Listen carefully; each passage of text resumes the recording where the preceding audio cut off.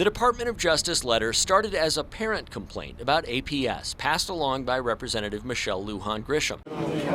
The letter doesn't reach a conclusion about the complaint, but it does say the DOJ will use it, quote, along with other information we may receive from others to determine whether a pattern or practice investigation is warranted in regards to the juvenile justice system, unquote.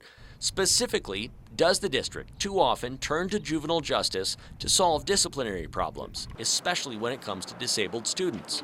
We sent a copy of the letter to APS, and a spokeswoman said the district had not been contacted by the Justice Department regarding the inquiry, and said the letter seemed to be standard issue for a complaint, telling us, quote, it doesn't look any different from many, many letters I've seen before, unquote. The district says it's typical for a federal inquiry to cite case law or the authority it has to dig deeper.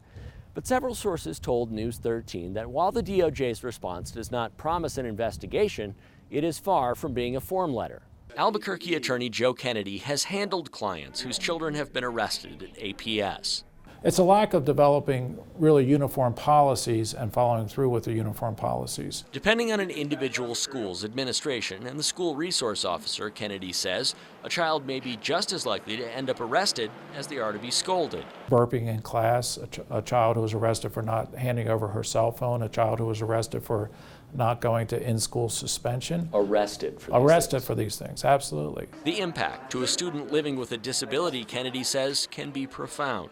Since you're doing severe damage to an autistic child by restraining that child as a result of an outbreak that he has no control over. Restructuring itself. But Tom Swistak, who oversees the Bernalillo County Juvenile Detention Center, was surprised to hear of the letter and told News 13 his referrals from APS had not increased.